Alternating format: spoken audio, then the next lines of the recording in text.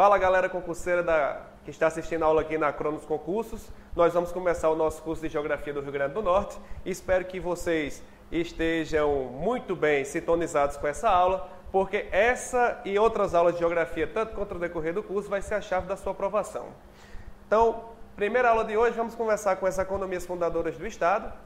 Isso é importante falar, mesmo que nesse perfil histórico, para mostrar a construção do território norte rio-grandense em relação à parte em tudo que se formou até hoje, socioeconômico, parte social, a parte, a fisiografia, no caso, em relação à vegetação do Estado, e por aí a gente vai levar essa parte, logo, da economia fundadora. Até porque a gente tem que estudar essa parte do passado para ver o desenrolar do que aconteceu futuramente, ou seja, nessa parte contemporânea, agora do estudo. Então, primeiramente, a gente deve se lembrar o seguinte. Professor, então quer dizer que vamos começar com a extração do pau-brasil, não é? Não necessariamente. Essa parte aconteceu quando os franceses estavam aqui de forma ilegal, vamos dizer, que o primeiro processo dessa parte econômica se deu mesmo foi com o plantio da cana-de-açúcar, quando os portugueses chegaram aqui e implantaram essa parte. Então, primeiramente, como você já deve ter visto até com o Veranilson, essa parte aqui de conquista no Rio Grande do Norte, ela se deu por caráter militar, essa colonização do Rio Grande do Norte. Nós tivemos aí esse processo no final do século XVI, com a construção do Forte dos Reis Magos. Esse Forte dos Reis Magos, ele serviu para essa parte aí, esse marco de colonização, esse marco de proteção dessa parte do Estado. Fica ali à beira do rio Potengi. Nós vamos ter essa construção dia 6 de janeiro de 1598, perdão.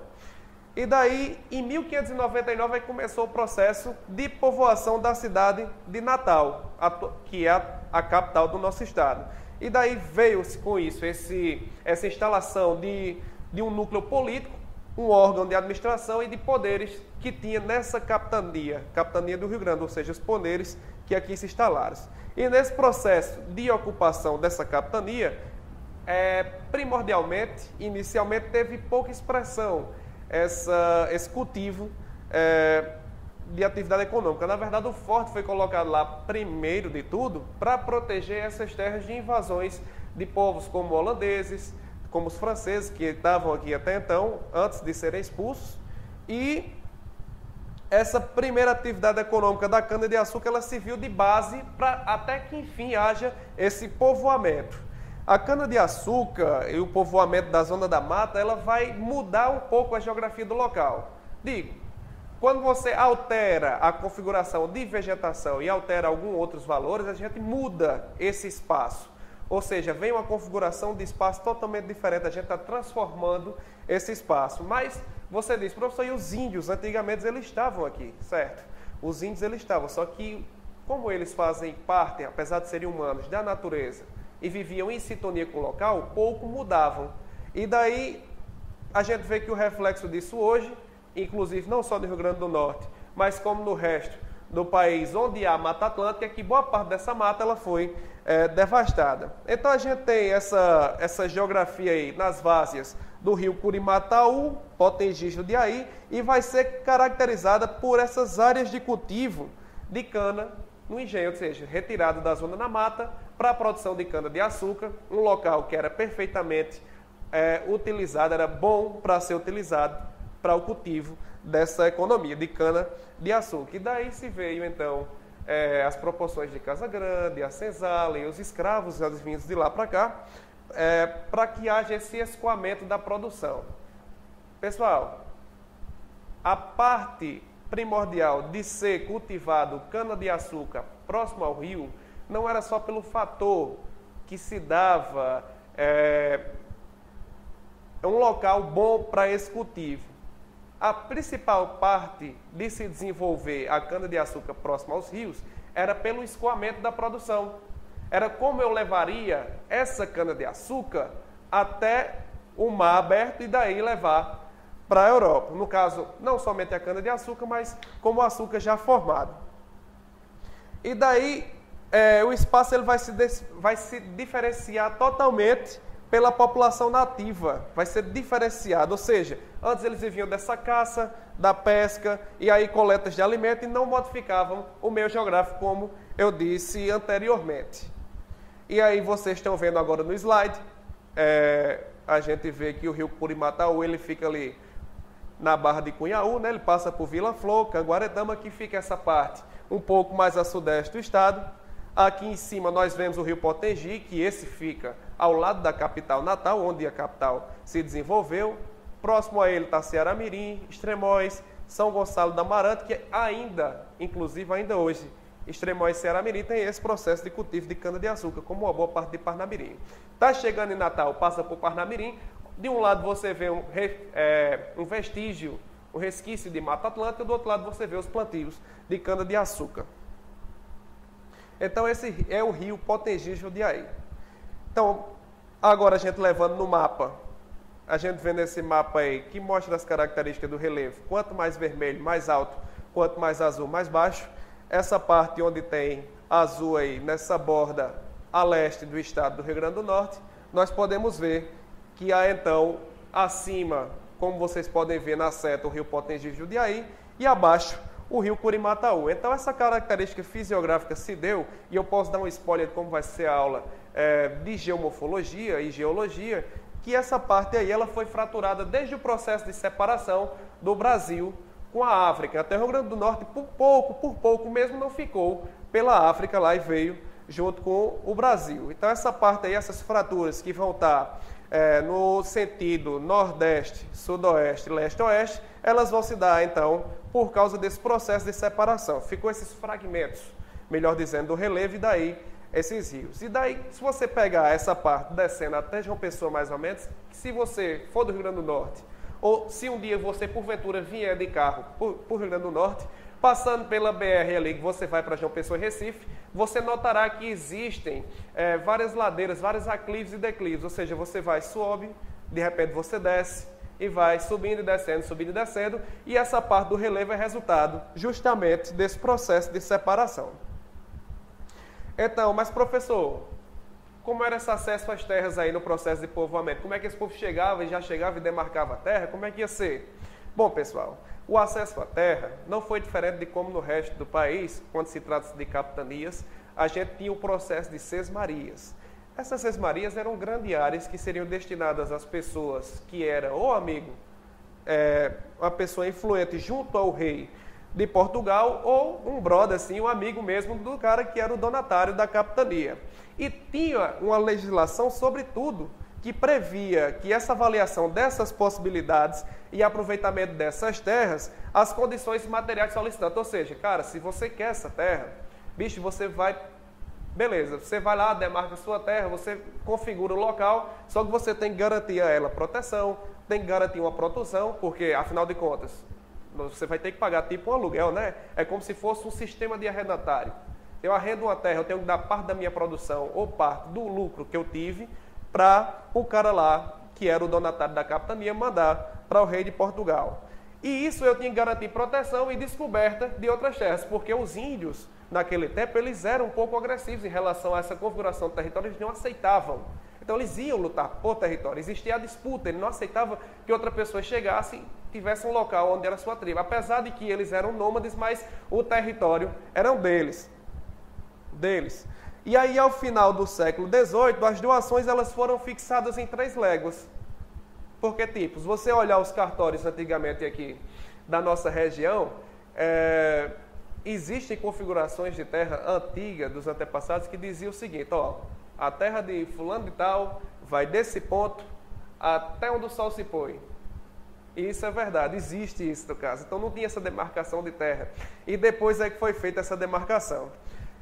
Então, mas imagine só, até onde o sol se põe, o cara tinha a terra infinita, né? Se fosse direto, andando e por aí vai. Então, com isso, ia se formando essa sociedade, uma sociedade que era elitista.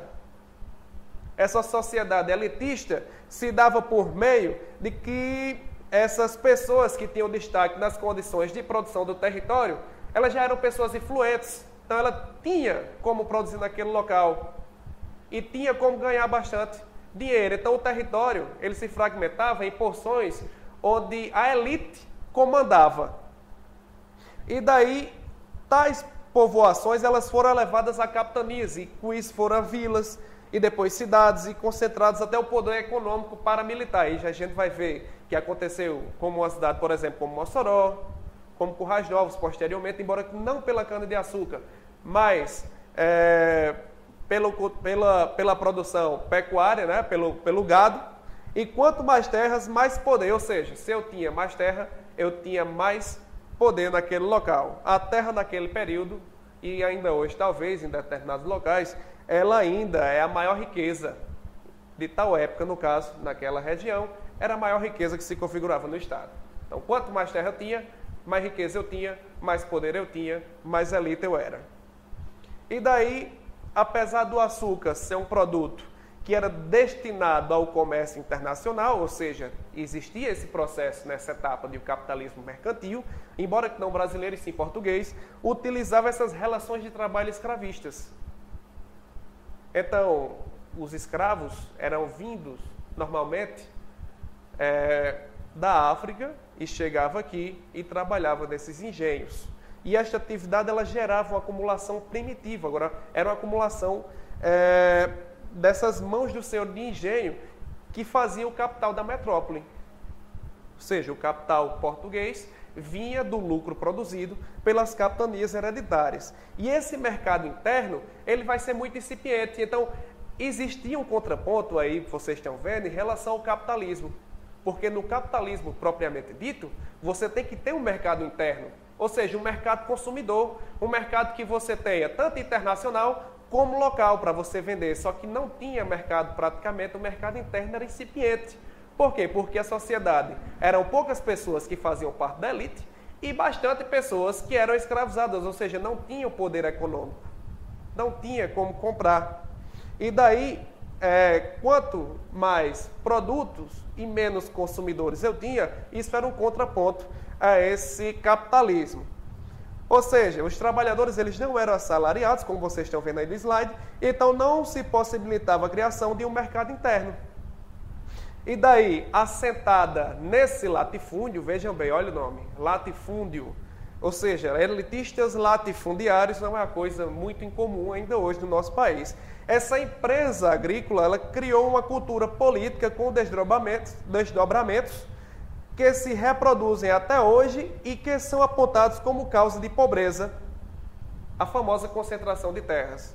E aí ao lado, como vocês estão vendo, e esse aí é um mapa de 1861, mostrando aí essas configurações de engenhos e engenhocas. E vocês vejam aí que Ceará-Mirim e São José do Mipibu, Nísia Floresta, essas partes elas vão se destacar bastante, tanto quanto São Gonçalo do Amarante. Ainda assim, como eu posso dizer, nesse local, essa produção de cana-de-açúcar. Hoje é bem menor do que antigamente, logicamente, mas essas partes foram as partes principais de produção. E daí, mudando agora do contexto, posteriormente, no século XVIII, nós tivemos a pecuária, ou seja, a economia, cultura e sociedade. Nós vamos retratar agora nesse slide. As primeiras fazendas de criatório, pessoal, elas vão ser implantadas no sertão. Vejam só, se no litoral eu tinha a cana-de-açúcar, no sertão eu vou ter o processo de pecuária. Logicamente, seguindo ali os rios, porque se vocês conhecem, eu não sei se vocês conhecem, mas se vocês conhecem o sertão nordestino, passando aqui para a banda de Caicó, para o Alto Oeste e o Agreste Potiguar, em certos momentos, é um lugar que não tem condições, boas condições de criatório de animais. Porque existe uma seca que é datada desde esse período, esses processos de secas. Existem períodos, ou seja, sazonais, onde que esses ciclos se dão em que chove 1 a 2 anos, 3 anos de chuva e 7 anos, 6, 7 anos, 8 de seca. Então, é o que caracteriza esse clima da nossa região como clima semiárido, certo?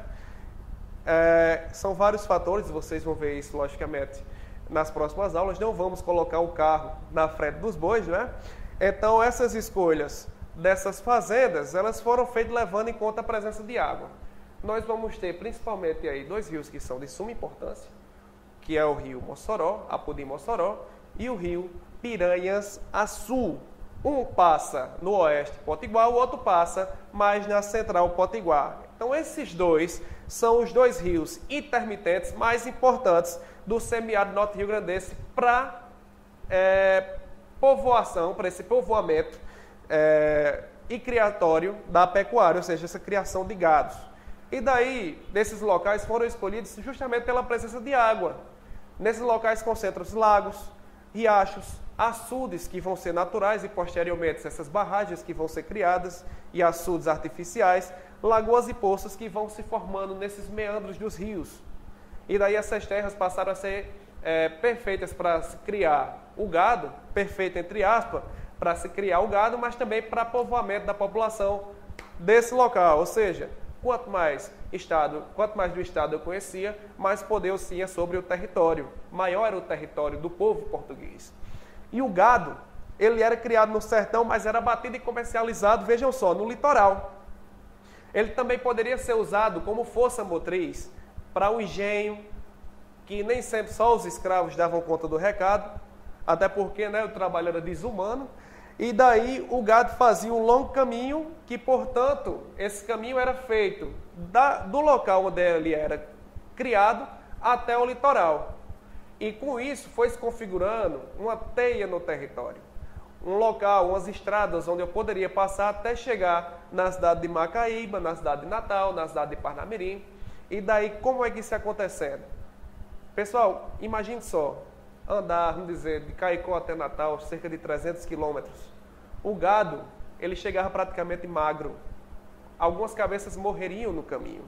Então eu teria um local onde eu poderia colocar esse gado para que ele tivesse um descanso. Ele passasse um tempo até chegar nessa parte. Então a gente tinha visto isso como pontos de apoio. E esses pontos de apoio, eles foram criados por essa função, para dar apoio, logicamente. Como exemplo, nós temos a cidade de Currais Novos, a cidade de Paus dos Ferros, e também foram criando centros administrativos, que eram locais chamados oficinas de carne. Chamava-se oficinas de carne porque lá era onde era colocado as mantas de carne com sal para fazer a famosa carne de charque, ou carne do Ceará, como conhecido naquela época, e nós temos o exemplo de Macaíba, Açu e Mossoró. Como vocês estão vendo aí no próximo slide, no mapa bonitinho, nós vemos aqui em vermelho as oficinas de carne e azul os pontos de apoio. Nesses locais, aqui perto de Pau dos Ferros e perto de Currais Novos, passando por Açu e Mossoró, eram os locais do sertão onde foram mais expressivos na criação de gado bovino. E daí a divisão do espaço norte rio-grandense vai ser configurado em que nós temos, nesse período, as zonas do norte, do sul, do Apodi, do Seridó e do Açu. Pessoal, vejam aqui, a freguesia, nós tínhamos Cidade do Natal, Vila do Extremoz do Norte. Vejam que a configuração do território já estava um tanto quanto espaçada. Nós tínhamos, então, um certo... em 1775, nós teríamos, então, uma configuração bastante interessante sobre o domínio do território do estado do Rio Grande do Norte, tanto pela quantidade de engenhos, quanto pela parte do sertão. Porque que nós vemos a zona do Apodi, não é? Nós vamos ver a zona do Seridó, e todos eles aqui se destacam principalmente pelo cultivo de gado. A zona do Açu também, não é? Desculpe, cultivo não, criatório de gado bovino, dessa pecuária do Açu, Apodi e do Seridó. Então vocês vejam aí a quantidade de residências, existia já uma certa quantidade de trabalhadores não escravos nesses locais, e a quantidade de fazendas, então, se tinha. Quando se trata fazenda, nós tínhamos então criatório de gado ou essa parte e aí de cultivo de engenho de cana-de-açúcar. Então, quando se tinha essas capelas e filiais, essa parte aí significa que a cidade era de suma importância. No primeiro slide, eu acho, no segundo, quando a gente estava falando, aparecia ao lado uma capela muito bacana na cidade de São Gonçalo do Amarante, significa que a cidade tinha um poder enorme. Quando se tinha a capela, se tinha também talvez um poder paramilitar. Então significa que essa cidade era uma cidade polo para aquela época. Então a expansão da pecuária do sertão é grande e só comprometida por períodos de estiagens, como eu falei, existem esses períodos de seca. E daí elimina um bocado do rebanho. Fato esse, talvez, que essa parte de criação de gado hoje, depois, naquele período, passou a ser mais produzido em outros locais do Brasil, com mais condições, como é o caso do Rio Grande do Sul. E daí até hoje, passamos por isso nessas regiões semiáridas. Até hoje existe esse problema dessa estiagem. Então, é um problema que existe desde o Brasil Império. Além do gado, também vai figurar nessa economia e a criação de capinos, ovinos, suínos. Então, quando se fala em pecuária, não se fala só de pecuária bovina. Nós estamos falando de criação de boi, de cabra, de carneiro e de porcos. E daí, em 1862, já haveriam 2.013 fazendas espalhadas pelas diversas comarcas do estado. Vemos aí na imagem a igreja de Porto Alegre, que é uma região serrana. Nessa região se tinha também um local onde se criava gado e às vezes era um ponto de apoio, como também a igreja de Martins, que é outra parte da região serrana. Quando eu falar regiões serranas e turismo posteriormente, quando estiver falando em outras economias do estado, saiba que essa parte serrana tem uma configuração geomorfológica e geológica características da Borborema. Do Planalto da Borborema, aquele famoso do estado do Nordeste, essa Borborema a gente chama de Borborema Potiguar. Turma, nós já vimos a parte do cultivo de cana-de-açúcar, a economia açucareira, depois nós vimos a pecuária. Não significa dizer que ora teve açúcar, ora teve pecuária, mas sim aconteceram as duas ao mesmo tempo. Nós vamos ter também a economia algodoeira. A gente vai ver como isso modificou esse espaço sertanejo. Se você vir aí no slide agora, tem um pequeno erro que eu acabei de notar, é o sertanejo, não, tem um A aí, sertanejo. Então, para continuar, esse povoamento do interior do Brasil, ele vai se intensificar a partir da segunda metade do século XVIII.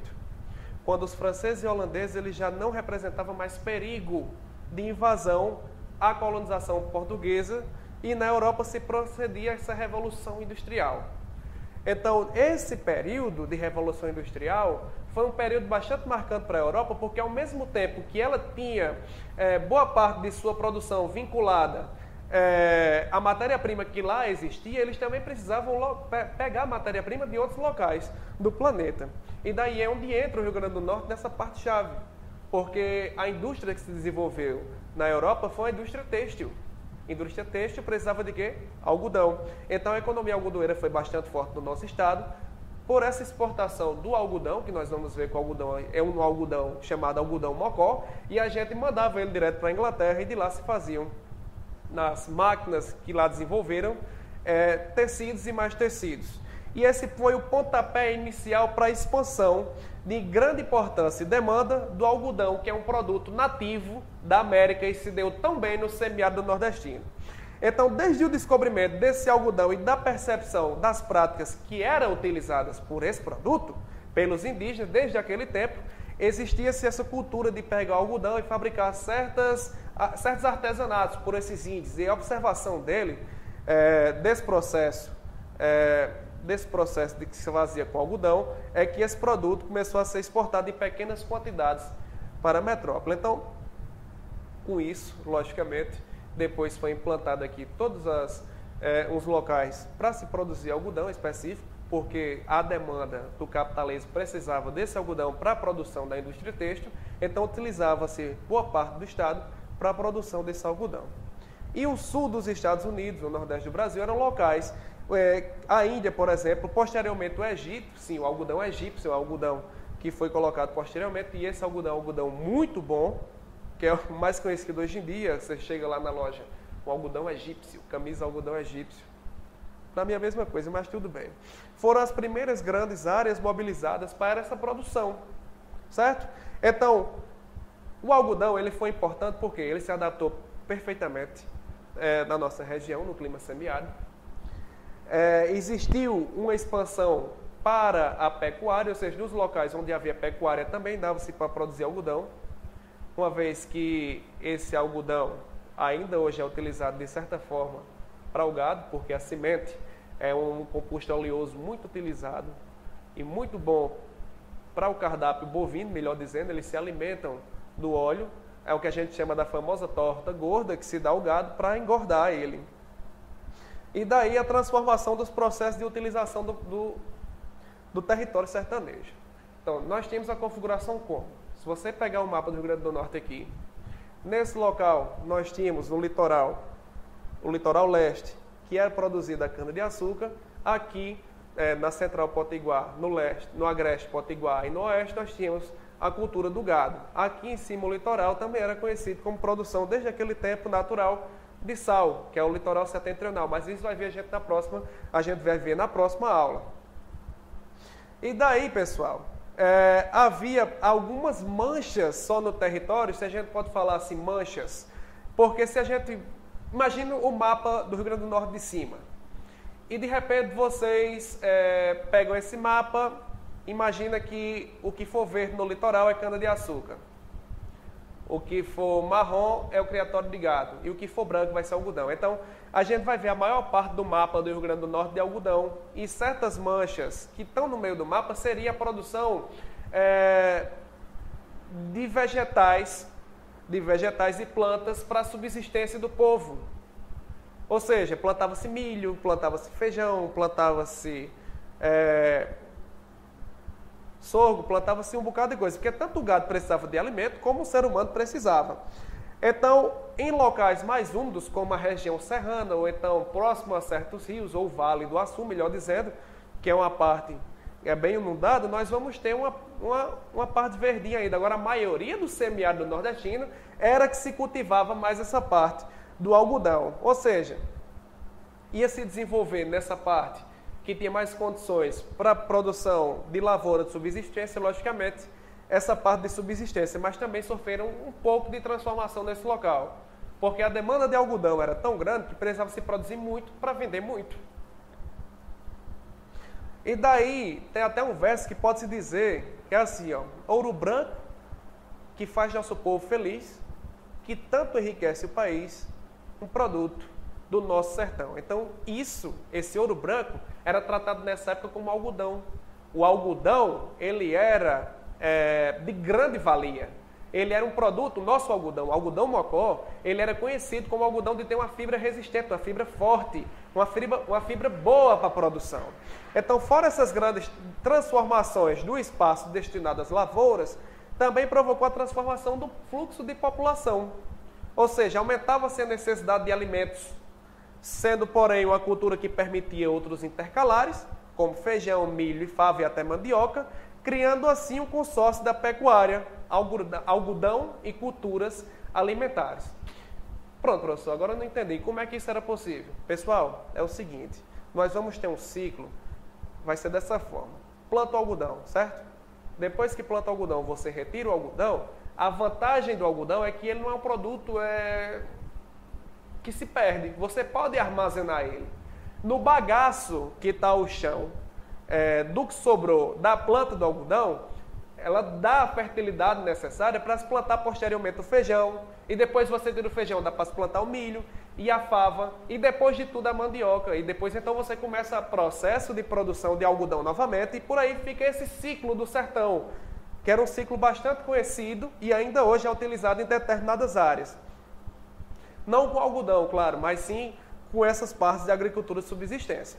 Então, o algodão ele não necessitava ser beneficiado logo após a colheita, como eu falei. Pessoal, o algodão ele poderia ser estocado e armazenado. E daí ele era liberado. E até é logístico que isso pudesse acontecer, porque nesse caso específico, o algodão da gente ele não era enviado imediatamente para a Europa. A produção daqui ela era mais requisitada quando o algodão dos Estados Unidos sofria uma falha, algum problema de produção, e daí eles pegavam o algodão da nossa região e exportavam com mais agilidade. Então, fazia-se necessário colocar o algodão estocado em determinadas áreas. É claro, você produzia algodão e você tinha uma grande produção de algodão, você realmente tinha poder aquisitivo para poder sustentar essa parte de algodão estocado, certo? E daí, com isso, essa atividade agrícola ela foi separada da industrial. Poderia ser armazenado para posterior utilização. Então, isso significava que os grandes produtores que possuíam essas bulandeiras, que eram os descaroçadores, né? Essa parte que pegava o algodão e descaroçava, eles existissem também pequenos produtores que vendiam aquela parte de sua produção. Às vezes o cara ele nem pretendia fazer a utilização do algodão tanto quanto o grande produtor almejava. Ele produzia aquela sua parte para ter uma condição de produzir feijão, para ter uma condição de produzir milho, para dar sua semente ao gado.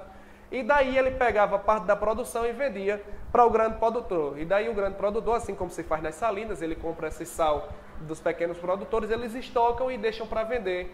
Quando tem mais, como é que eu posso dizer, um momento de mais lucro na venda. E daí os descaroçadores, eles vão pertencer quase sempre a esses comerciantes que vêm e se instalam na região.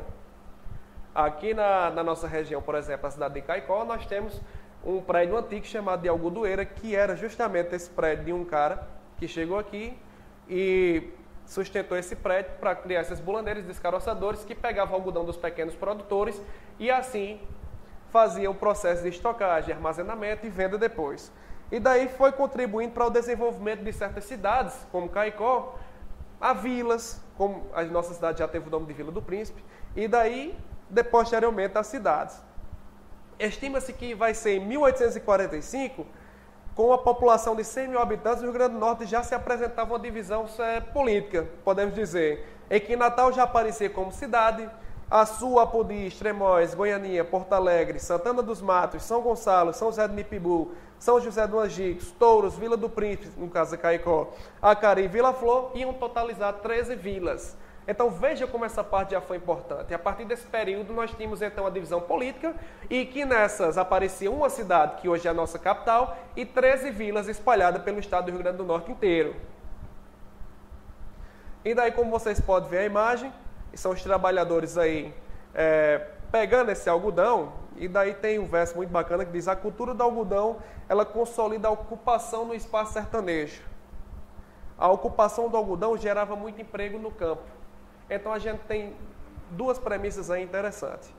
A primeira era, se consolidava a ocupação do espaço sertanejo, ou seja, primeiro nós tivemos a criação de gado e depois, para consolidar de vez, nós tivemos a produção de algodão, ou seja, a cotonicultura. E a cultura do algodão gerava muito emprego, então significa que já tinha-se a formação, embora que irrisória ou pequena, mas de um mercado interno. Sim, porque nós temos aí não só grandes produtores, e sim pequenos produtores daquela região. E daí, como vai ficar essa pecuária? Então, apesar de conquistar essas terras do gado, o algodão não prejudicou de forma alguma, como eu falei. Existia uma estrutura por trás disso que fazia com que eles escapassem dessa estiagem. É claro, não ia ter boas condições ainda da criação do gado, mas que fazia como se fosse uma forma mitigadora dessa criação, e ainda hoje a nossa região existe ainda boa criação de gado. Apesar de que os pequenos produtores, a maioria das vezes, sofrem com isso, os grandes produtores ainda se mantêm. Então, o pasto ele vai quase desaparecer em determinados períodos, com esse processo de seca. E, além do mais, outras culturas vão ser difundidas após a colheita do algodão. Então, aquele ciclo ele vai ser importante primordialmente, não só para o povo daquela região que precisava sobreviver, mas também vai ser importante para o cara que tinha sua produção de gado. Então, nós tínhamos um sistema estruturado que ficava a pecuária, o algodão e a cultura de alimentos, e fazia com que um abastecesse o outro, e que isso vai se constituir com isso o eixo da exploração e da formação social sertaneja do século XX. Olha como é isso importante. Isso é importante demais, gente. Foi com isso que se formou essa sociedade sertaneja, melhor dizendo. Foi daí onde começou a crescer a região exponencialmente. Não só em vilas e depois, posteriormente, cidades, como é o caso da cidade de Mossoró e daí por diante. O grande proprietário, nesse caso, era quase sempre o comerciante, ele também era pecuarista ou industrial, mas geralmente ele era beneficiado de algodão, ele tinha essa indústria de beneficiamento de algodão. E o pequeno proprietário seria aqueles parceiros arrendatários que tinham interesse na produção de algodão para a venda e na utilização de milho e do feijão. Então ele plantava algodão não para se beneficiar industrialmente do algodão, não para crescer pelo algodão. Ele fazia isso porque, além da renda do algodão que ele tinha em vender para o grande proprietário, ele também tinha depois uma terra muito boa para plantar milho e feijão, que era o grande foco desse pequeno produtor. E Mossoró hoje é a segunda cidade do Rio Grande do Norte, ela é muito importante, ela fica entre duas capitais, ela fica entre Fortaleza, vai ficar entre Natal, então é um polo bastante interessante hoje em dia, mas antigamente ele vai se transformar no centro de comércio e administração, ou seja, ele perde a posição de oficina de carne e passa a ser um centro de comércio e administração, e vai ganhar com isso a importância depois como polo comercial, como hoje é em função dessa produção algodoeira do sertão. E daí são 3 fases da cotonicultura. A primeira fase é iniciada pelo colonizador branco, do cultivo ao processamento do algodão nativo, já feito pelos indígenas, e que inclui esse primeiro surto de exploração aos fins do século XVIII, e motivada pela Revolução Industrial, essa é a primeira fase. A segunda fase, ela vai ter esse grande surto exportador dessa década de 60, né, 1860, quando vai se verificar uma transformação dessa cotonicultura no Rio Grande do Norte, que vai ser pós a Segunda Guerra de Secessão Americana. Tem a Guerra dos Estados Unidos. Falei que quando a produção dos Estados Unidos está baixa, o que acontece? A produção que vai ser primordialmente levada em consideração é a do Rio Grande do Norte. Ou seja, nós vamos ser aquela parte que enche a cota da galera que precisa lá da Revolução Industrial. Então, com isso, o produto vai sofrer uma alta demanda frente a essa baixa oferta dos Estados Unidos e gerando uma rápida subida de preço. Então, fica mais lucrativo. Nesse momento, aparece um surto grande, inclusive, de produtores e investidores no algodão, ou seja, no processo da cotonicultura. A terceira fase, pessoal, ela vai ser iniciada em 1877 a 79, que os prejuízos que acarretou a pecuária permitiu essa nova expansão espacial do algodão, cuja sustentação econômica se vai pela variedade arbórea, denominada do algodão mocó. Então é isso, pessoal. Na próxima aula... nós vamos ver como é que houve esse declínio dessas culturas, inclusive, porque algumas não utilizam-se até hoje, como é o caso do algodão, e quando elas caíram de rendimento, e nós vamos ver outras culturas e novas culturas que se permitiram no nosso estado, até chegar ao estado atual. Eu espero que vocês tenham gostado da aula. Nós vamos ter um PDF com questões, inclusive, vocês vão receber essas questões comentadas no PDF, e vamos lá, rumo à aprovação, certo? É isso aí. Valeu, pessoal. Até a próxima.